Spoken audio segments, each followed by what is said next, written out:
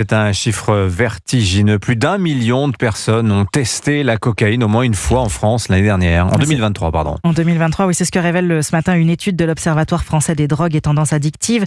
Chiffre qui souligne l'ampleur du trafic. 47 tonnes de cocaïne ont été saisies en 2024, soit le double de l'année précédente. Bruno Retailleau, le ministre de l'Intérieur, craint la submersion car ces saisies records, William Molinier, sont surtout le signe d'une activité très forte des narcotrafiquants. Oui, ils ont parfaitement intégré dans leur modèle économique les pertes liées au contrôle de police qu'ils considèrent comme une sorte de taxe imposée, le prix à payer pour écouler davantage de marchandises. Au Havre, les narcotrafiquants utilisent même des leurres en disposant quelques kilos de cocaïne dans un conteneur délibérément suspect, ce qui a comme conséquence de fixer les douaniers sur cette saisie, quand au même moment, plusieurs centaines de kilos sont minutieusement cachés dans une autre cargaison dont l'origine est moins douteuse.